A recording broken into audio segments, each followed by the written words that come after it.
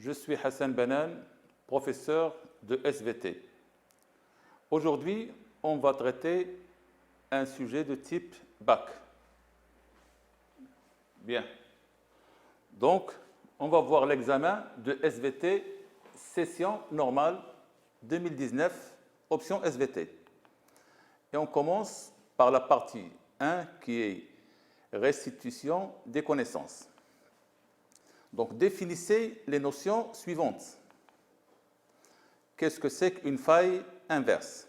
Donc, une faille inverse, c'est une déformation cassante qui est reliée à un régime qui est compressif. Donc, comme réponse, c'est une déformation tectonique cassante qui se caractérise par un glissement du toit vers le haut par rapport au mur, suite à des forces compressives. Donc, deuxième définition, c'est qu'est-ce que c'est qu'une chaîne de collision? Donc, une chaîne de collision, c'est une chaîne qui surgit entre deux lithosphères continentales. Donc, une chaîne de montagne qui résulte d'un affrontement de deux lithosphères continentales et la fermeture d'un ancien domaine océanique suite à des forces compressives. Donc, deuxième partie. Pour chacune des propositions de 1 à 4, cochez la seule suggestion correcte. Donc, vous avez ici 4 propositions. La première, c'est en comparaison avec la croûte continentale, la croûte océanique est. Donc, les propositions sont plus épaisse et plus dense, plus épaisse et moins dense, moins épaisse et plus dense, moins épaisse et moins dense. Donc, nous sommes en face d'une croûte océanique. Donc, c'est une croûte qui est moins épaisse par rapport à la croûte continentale. Donc, on va éliminer le A qui est plus épaisse et aussi le B qui est plus épaisse. Il nous reste les deux, C et D. Donc, la proposition correcte, c'est C, car cette croûte est moins épaisse et plus dense. Pour la deuxième proposition, donc, les zones de subduction sont caractérisées par un volcanisme andésitique lié à la fusion partielle de la péridotite. Donc, cette péridotite, est-ce qu'il est hydraté ou non hydraté? Donc, nous avons ici 4 propositions. Donc, on doit éliminer les propositions qui disent que cette péridotite est non hydratée. Donc, on va éliminer le B et le D. Il nous reste le A et le C. Donc, A, c'est hydraté de la plaque en subduction et C, c'est hydraté de la plaque chevauchante. Donc, la bonne réponse, c'est C. Elle résulte de la fusion partielle de la péridotite qui est hydratée de la plaque chevauchante. Pour la troisième proposition, donc, l'ophiolite est un complexe rocheux constitué par les roches suivantes. Donc, A, vous avez un ensemble de roches, B aussi, C et D. Donc, la proposition qui contient l'andésite, qui est une roche volcanique, est exclue. Ça veut dire qu'on doit exclure le A et aussi le C et le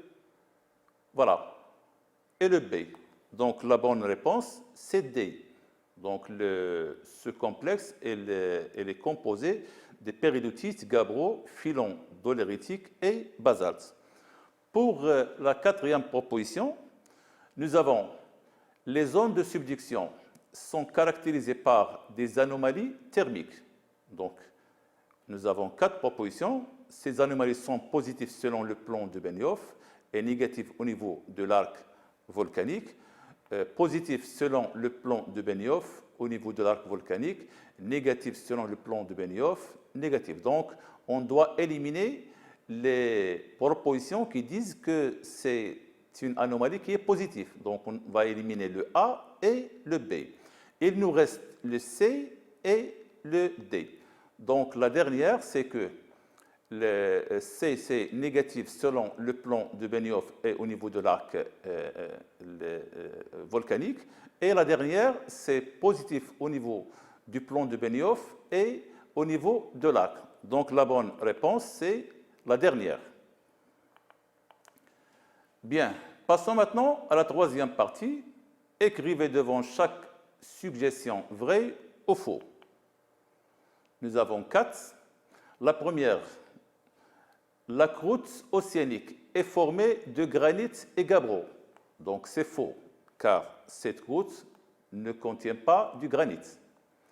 Deuxième, au niveau des zones de subduction, les foyers sismiques se répartissent selon un plan oblique au-dessous de la plaque chevauchante.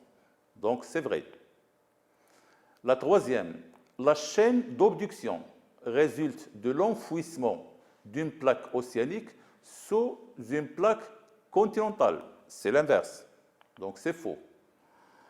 Et la quatrième, un pli faille résulte d'une faille suivie d'un pli. Donc c'est l'inverse. Il résulte d'un pli suivi d'une faille. Donc c'est faux. La quatrième question, donc adressée à chaque numéro du groupe 1, la lettre qui lui correspond du groupe 2. Donc nous avons le groupe 1 qui comprend l'andésite, l'ophiolite, le gabbro et la péridotite. Et nous avons dans le groupe 2, donc 4 propositions, donc chacune doit être devant une autre. Donc l'andésite, c'est quoi? Donc l'andésite, c'est une roche magmatique à structure microlithique caractérisant les zones de subduction. Donc le 1, c'est avec le C. Deuxièmement, les ophiolites. Donc, est-ce que c'est une roche magmatique? Est-ce que c'est un complexe rocheux ou une roche magmatique? Donc, lorsqu'on parle d'ophiolite, c'est un complexe rocheux qui appartient à la lithosphère océanique. Donc, 2, c'est avec B. Il nous reste le gabbro et la péridotite. Donc, le gabbro, c'est une roche magmatique grenue appartenant à la lithosphère océanique. Donc, c'est 3, c'est en face de A. Et la dernière, qui est la péridotite, donc c'est avec petit d. Passons maintenant à la deuxième partie qui concerne le raisonnement scientifique et communication écrite et graphique. Donc, exercice numéro 1. Lors d'un exercice bref et intense, comme le sprint, la puissance musculaire développée est très importante.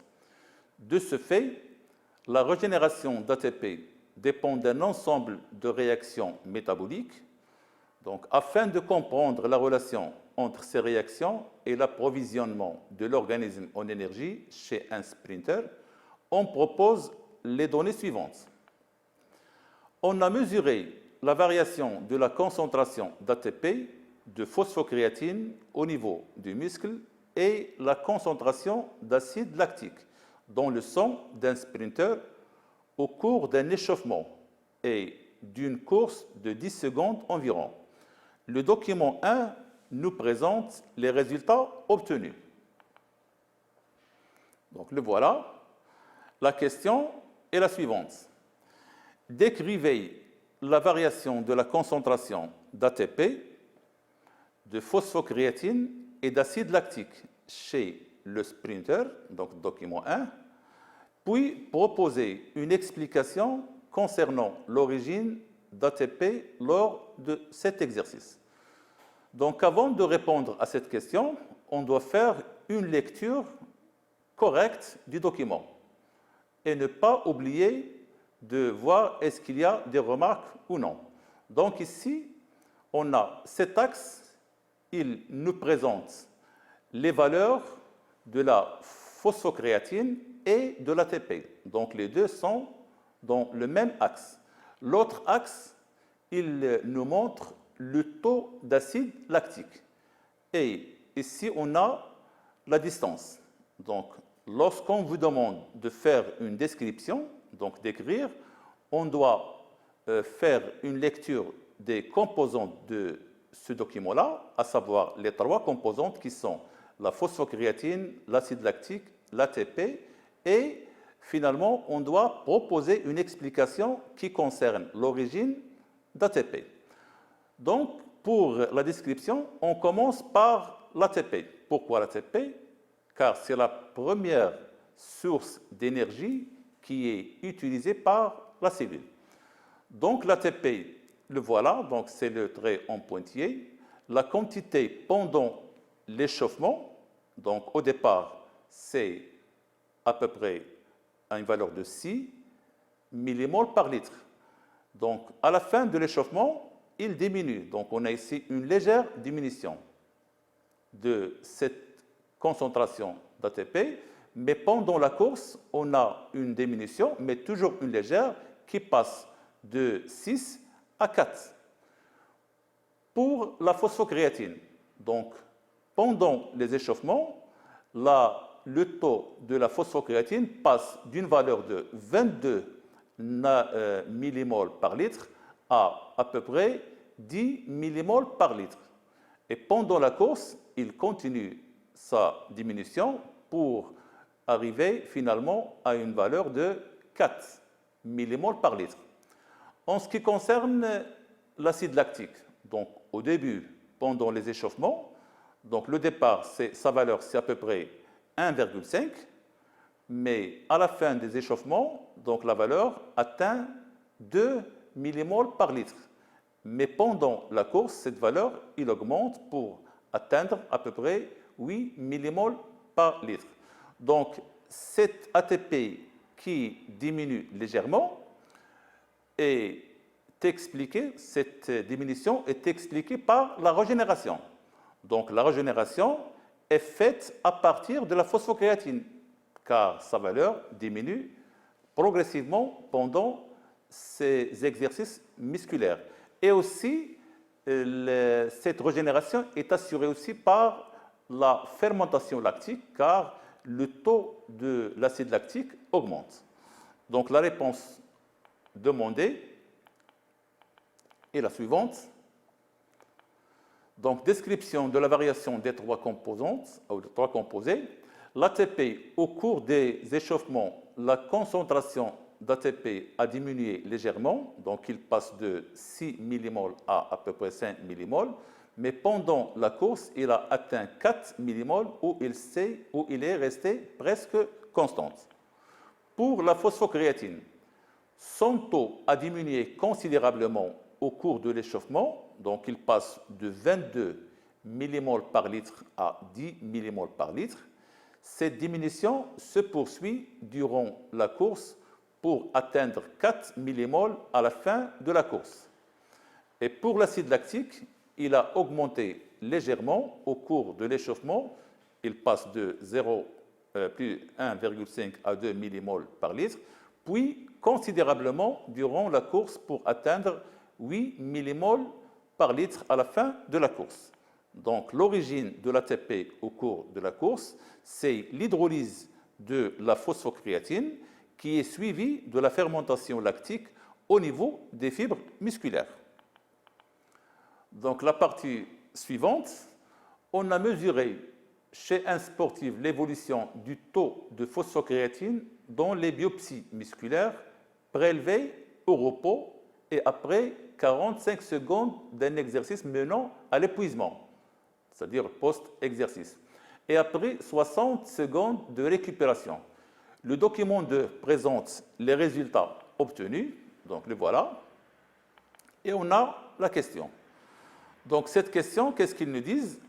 Sachant que la récupération se fait grâce à l'apport en dioxygène par le sang, proposer une hypothèse expliquant l'évolution de la phosphocréatine après 60 secondes de récupération. Donc, le document 2, il nous montre que pendant le repos, le taux de la phosphocréatine, il dépasse 80%. Mais après l'exercice, ce taux, il diminue pour rejoindre une valeur inférieure à 60. Ça veut dire qu'il y a une consommation. Mais après, il y a une augmentation du taux de la phosphocréatine. C'est-à-dire, après 60 secondes de récupération, on a une augmentation du taux de la phosphocréatine. Et sachant que cette récupération se fait grâce à l'apport en dioxygène, donc l'hypothèse c'est que la récupération et la régénération de la phosphocréatine provient de l'énergie qui est formée pendant le phénomène de la respiration qui demande le dioxygène. Donc la réponse est la suivante. L'hypothèse, c'est que la phosphocréatine est régénérée à partir de l'énergie qui est fournie par la respiration cellulaire qui consomme le dioxygène. Donc pour vérifier cette hypothèse, on propose les documents 3 et 4. Donc le document 3 présente les résultats du suivi de la concentration des 3 composés phosphatés chez un sportif, à savoir la phosphocréatine, l'ATP et le phosphate inorganique. Donc avant un effort physique, lors d'un effort physique de courte durée et après récupération. Donc le voilà, le document numéro 3, il nous montre ses composantes et la teneur après, pendant et après la récupération. Et le document 4, il nous explique la relation entre l'ATP et la phosphocréatine. Donc la question demandée, c'est quelles sont les informations à dégager du tableau du document 3. Donc, on nous demande de dégager des informations du document 3. Donc, le document 4 est inutile pour cette question. Donc, notre attention doit être focalisée sur le document 3. Donc, on demande de dégager les informations. On commence par le PI. Donc, le PI, comme vous voyez, sa concentration est forte pendant l'effort. Mais avant l'effort et après, sa concentration est faible. Pour l'ATP, vous avez ici, sa concentration est moyenne avant l'effort, pendant l'effort et après récupération. Et ne pas oublier que l'ATP est toujours consommé pendant un travail musculaire. Mais cette stabilité, on va l'expliquer par sa régénération. Pour la phosphocréatine, donc le taux est élevé avant l'effort et après la récupération. Mais pendant l'effort, le taux est d'une concentration moyenne. Bien. Donc, la réponse demandée est la suivante. Les informations à dégager du document 3 sont: la concentration de PI est forte pendant l'effort physique et elle est faible durant les 2 autres phases. La concentration de l'ATP est stable à une valeur moyenne au cours des 3 phases. Et la concentration du phosphocréatine, c'est-à-dire PCR, est moyenne pendant l'effort physique et elle est forte durant les 2 autres phases.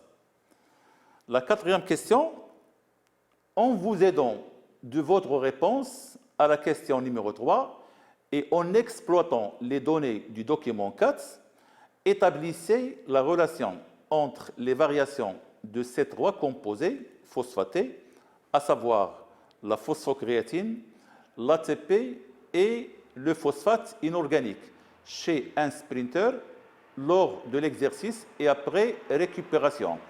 Puis, vérifiez l'hypothèse proposée en réponse à la question numéro 2. Donc, pour répondre à cette question, donc, on doit revenir au document numéro 4.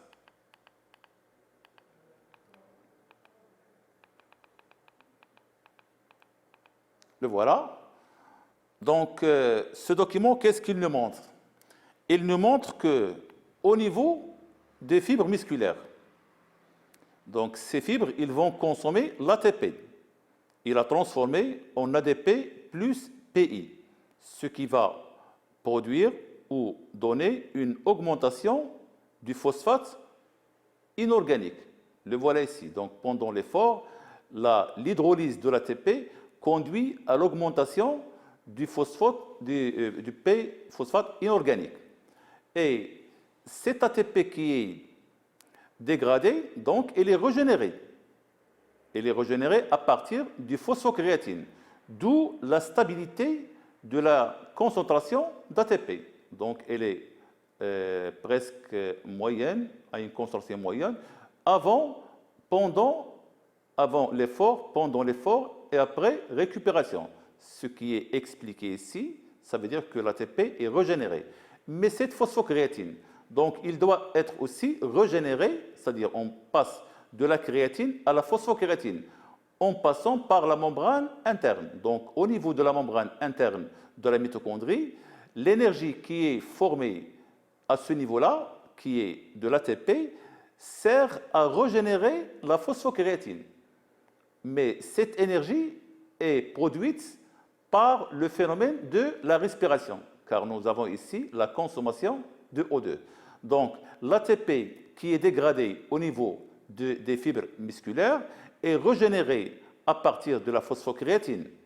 Et cette phosphocréatine est régénérée à partir de l'ATP qui est produite au niveau des mitochondries suite au phénomène de la respiration. Donc, l'hypothèse est vérifiée. Donc, la réponse qu'on attend est la suivante.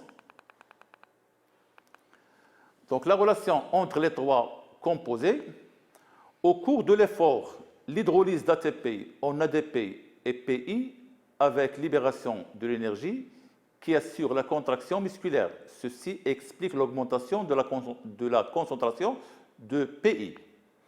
Pour la stabilité de l'ATP au cours de l'effort musculaire, il s'explique par sa régénération à partir de l'hydrolyse de la phosphocréatine.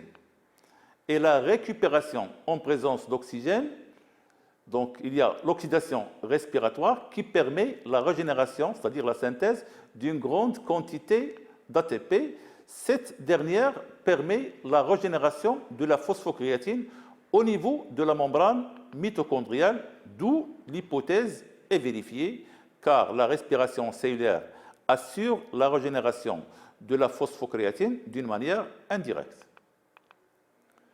Passons maintenant à l'exercice numéro 2. La neurofibromatose de type 1 est une maladie héréditaire. Parmi les symptômes de cette maladie, on a l'apparition des taches légèrement pigmentées au niveau de la peau, avec possibilité de formation de certaines tumeurs bénignes, des neurofibromes et des malformations du squelette. Pour déterminer l'origine génétique de cette maladie, on propose les données suivantes. La neurofibromatose de type 1 est associée à une protéine qui porte le nom de neurofibromine 1, qu'on symbolise par NF1. Cette protéine contrôle l'activité d'une autre protéine nommée RAS, qui intervient dans la régulation de la division et la multiplication cellulaire. La protéine NF1 se trouve sous deux formes, une forme qui est normale et une autre qui est anormale.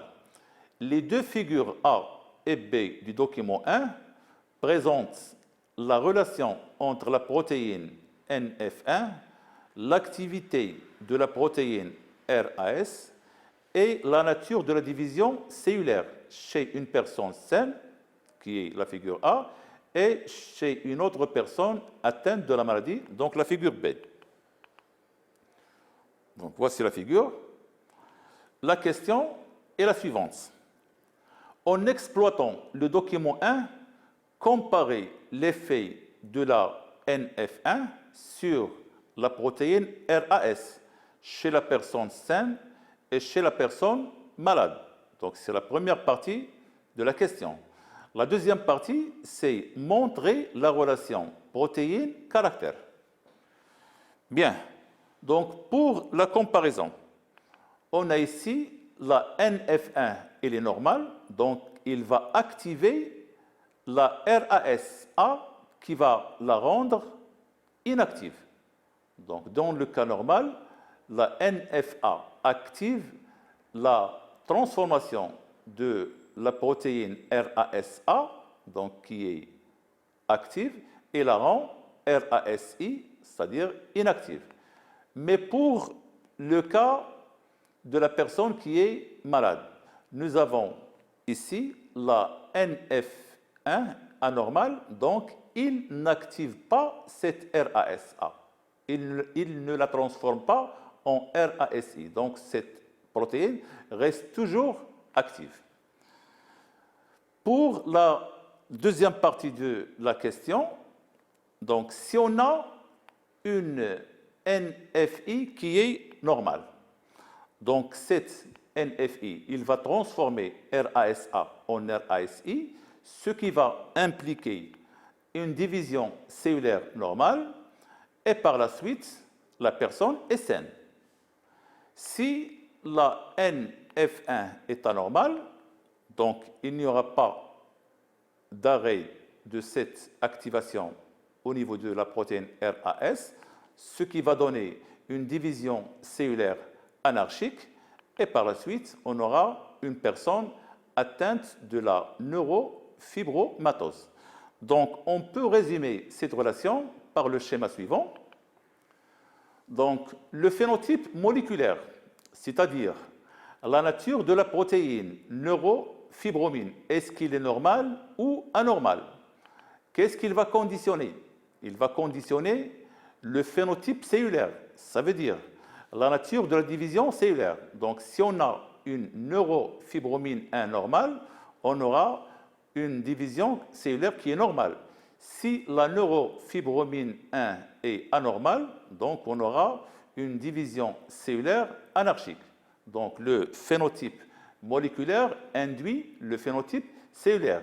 Ce dernier, il induit le phénotype macroscopique, c'est-à-dire l'apparition de l'état normal ou la neurofibromatose. Donc si la neurofibromine 1 est normale, on aura une division cellulaire normale, d'où l'état normal. Si la neurofibromine 1 est anormale, on aura une division anarchique et par la suite l'apparition de la neurofibromatose. Donc la réponse attendue est la suivante. Chez la personne saine, la NF1 normale active la transformation de RASA en RASI, alors que chez la personne malade, la NF1 anormale ne permet pas cette transformation. Chez la personne saine, on a une multiplication cellulaire qui est normale, et donc un phénotype normal, alors que chez la personne atteinte, on a une multiplication anarchique, d'où l'apparition des symptômes de la maladie. La relation protéine-caractère est la suivante. Donc, le changement au niveau de la protéine NF1, ça veut dire si cette protéine est anormale, on aura un changement du phénotype, ça veut dire changement au niveau des divisions cellulaires qui est anarchique, et l'apparition de la neurofibromatose de type 1, donc existence d'une relation protéine-caractère. Passons maintenant à la partie suivante. La synthèse de la protéine NF1 est contrôlée par un gène appelé NF1, qui existe sous deux formes alléliques. Le document 2 présente un fragment de l'allèle normal, qui est ici sous forme de brin transcrit, chez un sujet sain, et un fragment de l'allèle anormal, aussi un brin transcrit, chez un sujet atteint de la neurofibromatose de type 1. Le document 3 nous présente un extrait du tableau du code génétique. Donc la question est la suivante. En vous basant sur les documents 2 et 3, donnez les séquences d'ARN messager et des acides aminés correspondant à l'allèle normal et l'allèle anormal, puis expliquez l'origine génétique de la neurofibromatose de type 1. Donc, cette question comporte deux parties. La première, c'est la formation de la protéine. La deuxième partie, c'est l'explication de l'origine. Donc, avant de passer à la première partie, la réponse, donc on doit s'assurer, est-ce que le brin qu'on a, c'est un brin transcrit ou non transcrit? Donc, ici, nous avons un brin qui est transcrit. Donc, on doit former l'ARN messager à partir de ce brin, puis passer à la traduction. Donc, la réponse est la suivante. Pour l'allèle normal, donc le voilà, c'est un ensemble de triplés qui commence du triplet 6531 au triplet 6536. Donc, à partir de cet allèle, on transcrit un ARN messager tout en gardant la complémentarité. Donc, à partir des triplés, on obtient les codons. Et à partir de ces codons, on obtient la succession des acides aminés. Dans ce cas, c'est le cas qui est normal. Pour le cas anormal, donc toujours on part de l'ADN qui est composé d'un ensemble de triplés pour former l'ARN qui est un ensemble de codons et former la protéine qui est un ensemble des acides aminés. La deuxième partie, c'est trouver la cause. Donc la cause, toujours, on doit la chercher au niveau de l'allèle. Au niveau de l'allèle normal, on doit le comparer avec l'allèle qui est anormal. Donc si on compare ces deux allèles, on trouve que les triplés qui sont 6531 et 6500, de 6531 à 6533, donc ils présentent la même succession. Mais à ce niveau-là, il y a un changement. Le voilà. Donc, on doit voir est-ce que les autres présentent la même succession. Donc, les autres aussi, ils sont déphasés. Ça veut dire qu'il y a soit une délétion, soit une addition. Donc, on doit chercher une correspondance et une séquence des nucléotides qui appartient à l'allèle normal dans l'allèle qui est muté. Donc, on trouve que ces nucléotides ont la même succession. Donc, le problème, c'est que ce A n'existe pas. Donc, la mutation, c'est une délétion du nucléotide A, qui est le troisième du triplet 6533. Donc, la réponse est la suivante. Donc, l'origine génétique de cette maladie est une mutation par délétion du troisième nucléotide, qui est le A du triplet 6533, ce qui va donner un changement de la séquence nucléotidique, et par la suite, la synthèse d'une protéine neurofibromine 1 qui est anormale, donc pas de transformation de RASA en RASI, et l'activation continue de la protéine RASA, ce qui va donner une multiplication cellulaire anarchique et par la suite l'apparition des symptômes de la neurofibromatose de type 1. Bien, le document 4 présente l'arbre généalogique d'une famille touchée par la neurofibromatose de type 1. Donc voilà le pédigré, donc c'était l'arbre généalogique. Il nous présente les générations 1, génération 2, génération 3. Donc la question, en vous basant sur le document numéro 4, le voilà, et sachant que l'individu I2, donc l'individu de la première génération, le numéro 2 de la première génération, est homozygote. Montrer que l'allèle responsable de la maladie est dominant et porté par un chromosome non sexuel, autosome. Donc, implicitement, on dit que l'allèle est dominant et elle est autosomale. Donc, ce qu'on vous demande, c'est montrer qu'il est dominant et montrer qu'il est autosomal. Donc, notre réponse, il doit toujours prendre le départ de cette indication-là, qui est l'individu numéro 2 de la première génération est homozygote.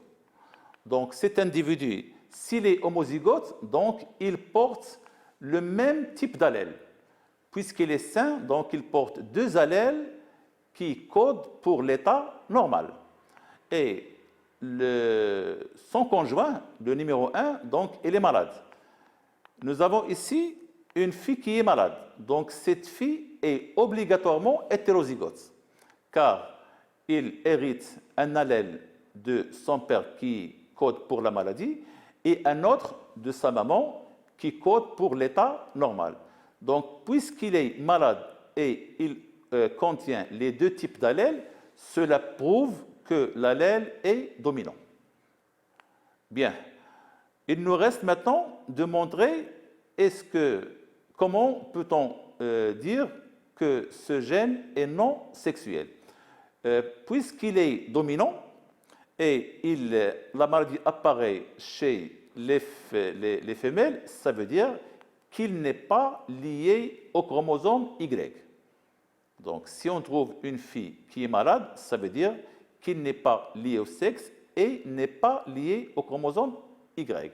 Donc, on doit chercher, est-ce qu'il est porté par le chromosome X? Donc, nous avons ici un père qui est malade. Donc, si la maladie est liée au sexe et portée par le chromosome X, une fois le père est malade, donc toutes les filles doivent être obligatoirement malades. Et si on trouve que la fille numéro 5 du deuxième génération est saine, ça veut dire qu'elle n'a pas hérité le chromosome X du père. Donc ceci prouve que ce gène est autosomal, donc il n'est pas porté par le chromosome ni X ni Y. Qui confirme cette idée est la maman numéro 8 du deuxième génération. Donc elle est saine, elle est homozygote, elle porte seulement l'allèle qui est normal, et nous avons ici un enfant qui est malade.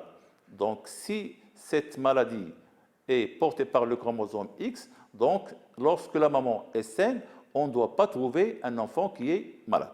Donc la réponse demandée est la suivante. L'allèle responsable de la maladie est dominant. Donc on vous demande une justification correcte. Par exemple, la mère I2 sain homozygote donne l'enfant de qui est malade. Et aussi, chaque enfant malade a un parent malade. Pour le gène, est-ce qu'il est lié au sexe ou non? Donc la justification, comme exemple, elle est non portée par le chromosome Y, car nous avons des femmes qui sont atteintes. Elle est non portée par le chromosome X. Nous avons deux contre-exemples. C'est la naissance d'un enfant malade d'une mère saine et la naissance d'une fille saine d'un père qui est malade. Donc, la question suivante, déterminer la probabilité pour que le couple de 1 et de 2 donne naissance à un enfant sain. Justifiez votre réponse en utilisant l'échiquier de croisement. Donc, on utilise des symboles grand M et petit m. Donc, l'individu de 1 et de 2. Donc, revenons ici. Donc, l'individu de 1, donc, elle est malade. Non, oui, de 1, elle est sain, le voilà. De 2 est malade. Donc, cet individu, s'il est sain, donc, il est obligatoirement homozygote. Il porte l'allèle normal.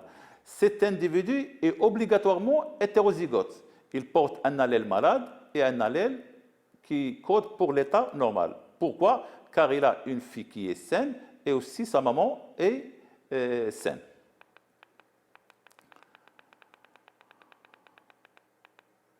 Donc la réponse est la suivante. Nous avons le parent de 1, donc son génotype c'est petit m, donc ils ont un seul type de gamètes. l'autre parent, c'est grand M, et les hétérozygotes, ils donnent grand M, petit m. Donc, l'échiquier de croisement, qu'est-ce qu'il nous montre? Il nous montre que la probabilité pour que cet enfant est sain est de 1,5. Donc, la neurofibromatose de type 1 est une maladie héréditaire très répandue dans une population donnée. Cette maladie touche une personne sur 3500. Cette population obéit à la loi de Hardy-Weinberg. Donc, la question numéro 4, c'est calculer la fréquence de l'allèle responsable de la maladie et celle de l'allèle normal. Donc, la réponse est la suivante. Pour le calcul des fréquences des allèles, donc on a la fréquence du phénotype malade. Il regroupe les individus qui sont homozygotes et hétérozygotes, c'est-à-dire grand M et petit m, grand M, car la maladie est dominante. Donc, c'est P au carré plus 2PQ, qui vaut 1, donc le voilà, une personne, qui vaut 1 sur 3500. Donc, f de petit m qui est saine, c'est f de petit m qui est égal à q au carré. Donc, il vaut 3500 moins 1. Ça veut dire 3499 divisé par 3500. Et par la suite, f de petit m est égal à q est égal à 0,99. Et on a p plus q est égal à 1. Donc, f de grand M est égal à P qui est égal à 0,01. Pour le calcul de la fréquence des individus hétérozygotes, donc l'hétérozygote, c'est f de grand M petit m. Donc, il vaut 2PQ. Donc, la fréquence des personnes hétérozygotes, c'est 2PQ, ça veut dire 2 fois 0,99 fois 0,01 est égal à 0,01. Donc la séance d'aujourd'hui prend fin et à la prochaine séance, Inch'Allah. Et merci.